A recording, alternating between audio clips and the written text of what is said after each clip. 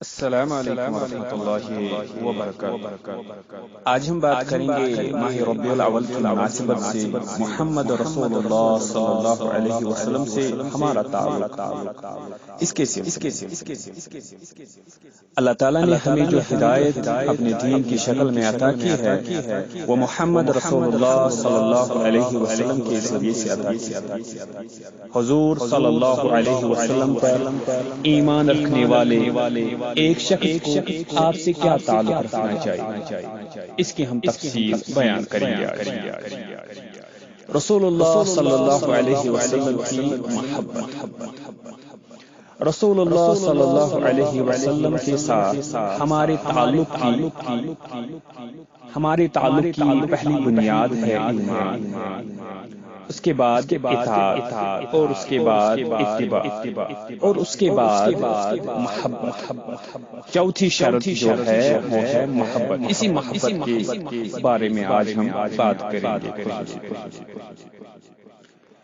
تو نبی صلی اللہ علیہ وسلم کے ساتھ ہمارے تعلق کی چوتھی شرط جو ہے وہ ہے آپ کے ساتھ ہماری محبت۔ دین میں وہ ایمان یا وہ اطاعت معتبر نہیں ہے جس کی بنیاد محبت پر نہ ہو۔ ایسی اطاعت جس کی تہ میں محبت کا جذبہ کار فرما نہ ہو، بعض حالات میں محض نفاق یعنی منافقت ہوتی ہے۔ پھر محبت بھی محض رسمی اور ظاہری قسم کی مطلوب نہیں ہے، بلکہ ایسی محبت مطلوب ہے جو تمام محبتوں پر غالب آ جائے، جس کے مقابل میں عزیز سے عزیز رشتے اور محبوب سے محبوب تعلقات کی بھی کوئی قدر و قیمت باقی نہ رہ جائے، جس کے لیے دنیا کی ہر چیز کو چھوڑا جا سکے، لیکن خود اس کو کسی قیمت پر باقی نہ چھوڑا جائے۔ قرآن مجید میں اس محبت کا معیار یہ بتایا گیا ہے، قل ان كان آباؤكم وأبناؤكم وإخوانكم وأزواجكم وعشيرتكم وأموال اقترفتموها وتجارة تخشون كسادها ومساكن ترضونها أحب إليكم من الله ورسوله وجهاد في سبيله فتربصوا حتى يأتي الله بأمره والله لا يهدي القوم الفاسقين۔ اس سورہ توبہ کی آیت نمبر 24 ہے، اور اس کا ترجمہ یہ ہے کہ کہہ دو کہ اگر تمہارے باپ، تمہارے بیٹے، تمہاری بھائی، تمہاری بیویاں، تمہارے خاندان اور مال جو تم نے کمایا ہے، اور تجارت جس کے کم ہونے کا تمہیں اندیشہ ہے، اور مکانات جو تمہیں پسند، اگر یہ ساری چیزیں تم کو اللہ اور اس کے رسول اور اس کی راہ میں جہاد سے عزیز تو انتظار کرو یہاں تک کہ اللہ اپنا فیصلہ صادر کر دے، اللہ اپنا فیصلہ۔ اس حقیقت کو نبی صلی اللہ علیہ وسلم نے مختلف طریقوں سے احادیث میں بھی واضح فرمایا ہے۔ مثلا قال رسول اللہ صلی اللہ علیہ وسلم لا يؤمن احدكم حتى اكون احب اليه من والده وولده والناس اجمعين۔ بخاری مسلم اور مشکات میں یہ حدیث موجود ہے۔ رسول اللہ صلی اللہ علیہ وسلم نے فرمایا کہ تم میں سے کوئی شخص مومن نہیں ہو سکتا جب تک میں اس کے نزدیک اس کے باپ، اس کے بیٹے اور دوسرے تمام لوگوں سے زیادہ محبوب نہ ہو جاؤں۔ ایک حدیث میں ہے ثلاث من کن فیہ وجد بہن حلاوۃ الایمان، من کان اللہ ورسولہ احب الیہ مما سواہ۔ بخاری مسلم کی حدیث ہے جس میں ہے کہ تین چیزیں جس شخص میں ہوں گی وہ ان کے سب سے ایمان کا مزہ چکھے گا، وہ شخص ایمان کا مزہ چکھے گا جس میں تین چیزیں ہوں گی، اور اس میں ایک چیز کا یہ ذکر کیا گیا ہے، ایک وہ شخص جس کے نزدیک اللہ اور اس کا رسول دوسری تمام چیزوں سے زیادہ محبوب۔ لیکن یہ بات یہاں یاد رکھنی چاہیے کہ رسول اللہ صلی اللہ علیہ وسلم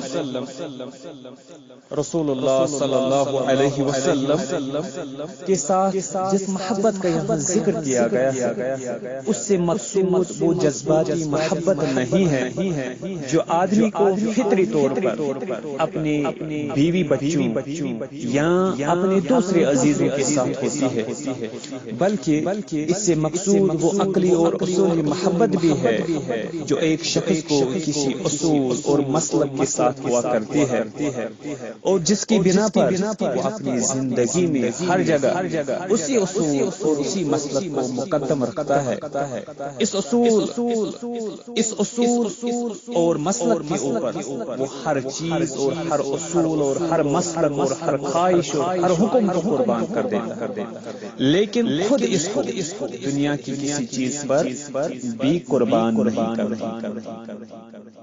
محبت رسول کے اس اصول اور مسلک کی برتری کے لیے وہ ساری چیزوں کو پست کر دیتا ہے، لیکن اس اصول اور مسلک کو کسی حالت میں پست دیکھنا گوارا نہیں کرتا۔ اگر اس سے خود اس کا اپنا نفس اس مسلک کی مخالفت میں مزاحم ہوتا ہے، مخالف ہوتا ہے، تو وہ اس سے بھی لڑتا ہے۔ اگر دوسرے اس کے خلاف ہوتے ہیں تو ان کا بھی وہ مقابلہ کرتا ہے، یہاں تک کہ اس کی بیوی بچی اور اعزاء و اقارب اور ریلیٹیوز کے مطالبات بھی اگر اس کے اس مسلک کے مطالبات سے کسی مرحلے پر ٹکراتے ہیں تو وہ اپنے اصول اور مسلک کا ساتھ دیتا ہے اور بے تکلف اپنے بیوی بچوں کی خواہشوں اور اپنے خاندان اور قوم کے مطالبات کو ٹھکرا دیتا ہے۔ اس محبت کا اصولی اور عقلی ہونا خود حضور نبی کریم صلی اللہ علیہ وسلم نے ایک حدیث میں واضح فرما دیا۔ آپ صلی اللہ علیہ وسلم کا ارشاد ہے، من احب سنتی فقد احبنی ومن احبنی کان معی فی الجنہ، جیسے کہ ترمذی میں یہ حدیث مبارک۔ اور اس کا ترجمہ یہ ہے کہ جس نے میری سنت سے محبت اس نے مجھ سے محبت، اور جس نے مجھ سے محبت وہ جنت میں میرے ساتھ ہوگا۔ اطاعت بلا محبت اور محبت بلا اتباع، جو ہم نے اوپر تفصیل بیان کی ہے، اس تفصیل سے یہ بات واضح ہوتی ہے کہ نبی صلی اللہ علیہ وسلم کے ساتھ ہمارا ایمانی تعلق اس وقت تک درست نہیں ہو سکتا جب تک اس ایمان کی بنیاد اطاعت، اتباع اور محبت پر وہی مختلف اشارات سے یہ بات بھی نکلتی ہے کہ اطاعت بلا محبت کے نفاق اور محبت بلا اطاعت و اتباع کی بدعت ہے۔ یہ بات کہ اطاعت بلا محبت کے نفاق اور منافقت ہے خود قرآن مجید سے نہایت واضح طور پر ثابت ہے۔ مدینہ کے بہت سے اعراب یعنی دیہاتی اسلام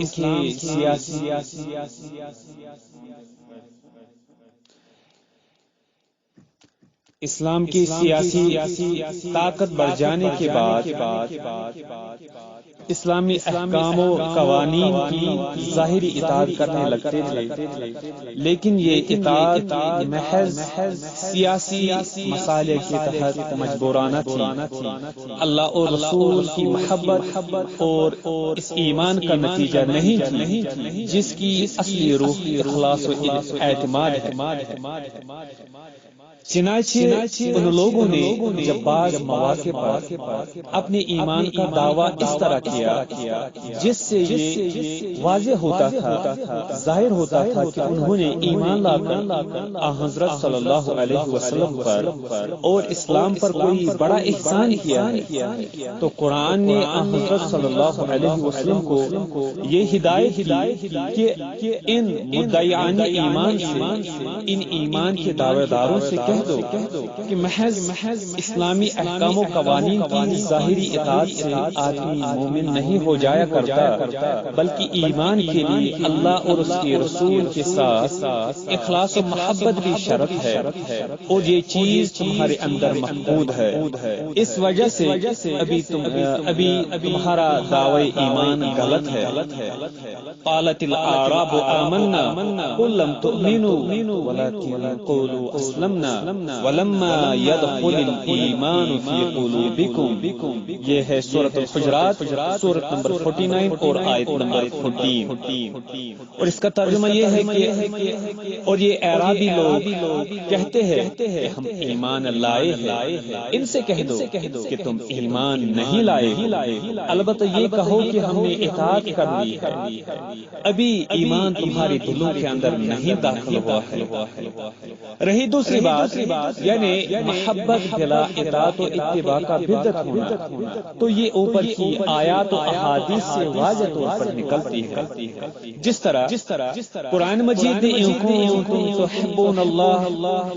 والی آیت میں اللہ کی محبت کا طریقہ یہ بتایا ہے کہ نبی صلی اللہ علیہ وسلم کی اتباع کی جائے، اور بغیر اتباع نبی کے اللہ کی محبت کے جتنے طریقے ایجاد کیے گئے ہیں ان سب کو بدعت و ضلالت قرار دیا ہے۔ اسی طرح نبی صلی اللہ علیہ وسلم نے من احب سنتی فقد احبنی والی حدیث میں یہ واضح فرما دیا کہ آپ سے محبت کرنے کا طریقہ یہ ہے کہ آپ کی سنت کے ساتھ محبت کی جائے، اور بعض دوسری حدیث میں آپ نے اپنی محبت میں اس قسم کی غلو کی ممانعت فرمائی ہے جس قسم کا غلو نصارہ عیسائیوں نے حضرت عیسیٰ علیہ السلام کے ساتھ محبت میں کیا۔ نبی صلی اللہ علیہ وسلم کی وہ ہدایت اور یہ ممانعت اس بات کا قطعی ثبوت ہے، واضح ثبوت ہے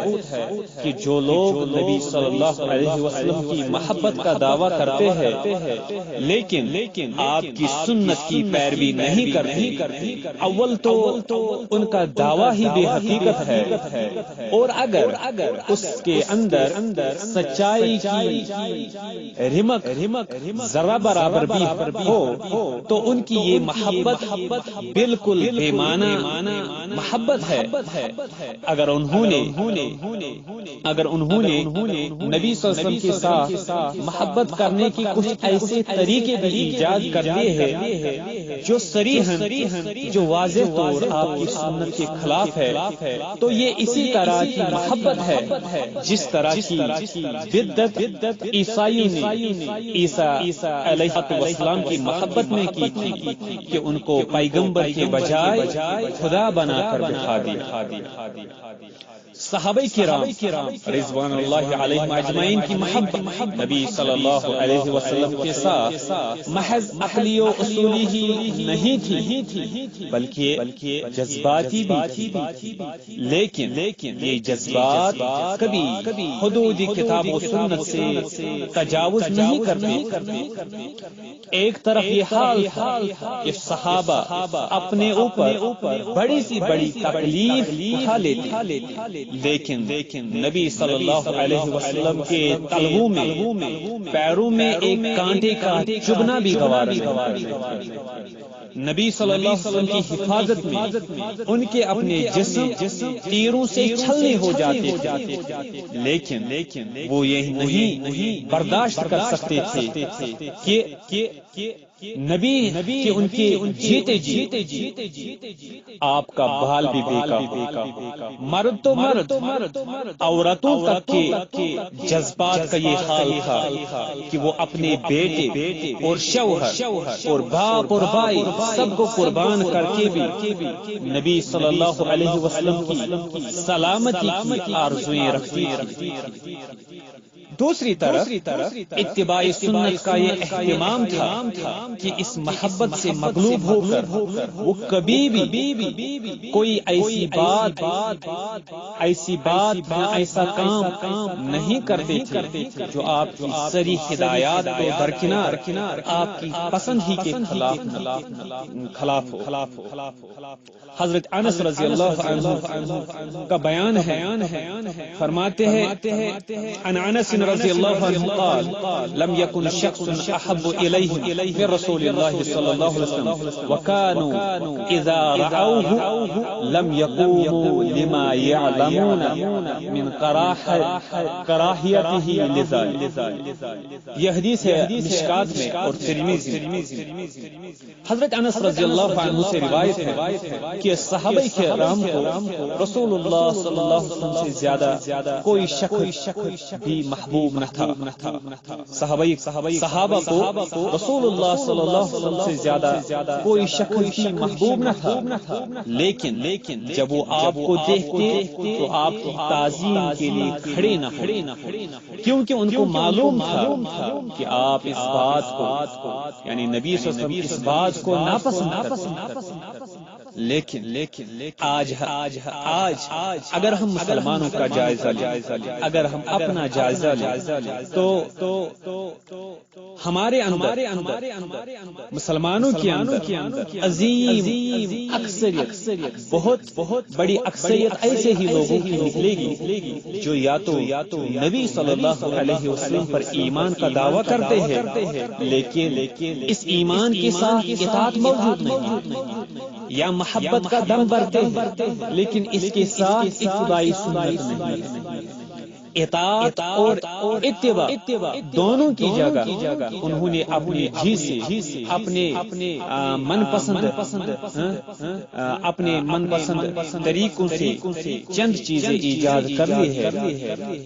کچھ میلاد کی مجلسیں منعقد کر دیتے ہیں، کچھ دیگے پکوا کے تقسیم کر دیتے ہیں، ایک آدھ جلوس نکال دیتے ہیں، کچھ نعرے لگوا دیتے ہیں، بس اس طرح کی کچھ باتیں ہیں جن سے ان کا ایمان اور ان کی محبت رسول عبارت ہے۔ آپ کو کتنے ایسے شخص مل جائیں گے جنہوں نے نماز مدت العمر نہیں پڑھی، لیکن مہینہ میں میلاد کی مجلس اور قوالی کی محفلیں کئی بار منعقد کرتے ہیں۔ مال رکھتے ہوئے زکات ادا کرنے کی ان کو کبھی توفیق نہیں ہوئی، لیکن اپنی ان بدعات پر جو وہ رسول اللہ صلی اللہ علیہ وسلم کے نام پر کرتے ہیں ہر سال ہزارہ روپیے خرچ کر دیتے۔ ان کو اس بات کی کبھی توفیق نہیں ہوتی کہ اللہ کی کتاب اور رسول اللہ صلی اللہ علیہ وسلم کے ارشادات کا مطالعہ کریں اور ان کی روشنی میں اپنی زندگیوں کا جائزہ لے کر ان کو درست کرنے کی کوشش کریں، لیکن رسول اللہ صلی اللہ علیہ وسلم کے عشق میں اپنے آپ کو ہر وقت سرشار ظاہر کرتے ہیں اور نعتیہ اشعار پڑھ کر یا سن پر ان پر ایسی کیفیت طاری ہو جاتی ہے گویا لگتا ہے کہ وہ نبی صلی اللہ علیہ وسلم پر حقیقی ایمان والے اور محبت کرنے والے ہیں۔ یہ حالت ہمارے کسی ایک ہی طبقے کی نہیں بلکہ ہمارے اکثر طبقے اسی قسم کی محبت رسول کے دعوے دار، اور اگر کچھ لوگ اتباع سنت کا دعویٰ بھی کرتے ہیں تو ان کا حال بھی یہ ہے کہ ان کے نزدیک تمام سنت جن چند اختلافی مسائل کے اندر سمٹ آئی ہے، بس انہی چیزوں پر ان کا سارا زور صرف ہوتا ہے، گویا نبی صلی اللہ علیہ وسلم کی باسط صرف انہی چند مسائل کی تعلیم کے لیے ہوئی تھی۔ یہ ہے آج کے ہم مسلمانوں کا حال۔ اس کے علاوہ نبی صلی اللہ علیہ وسلم کے متعلق کچھ اور انشاءاللہ کبھی اور بتائیں گے اور بات کریں گے۔ السلام علیکم ورحمۃ اللہ وبرکاتہ۔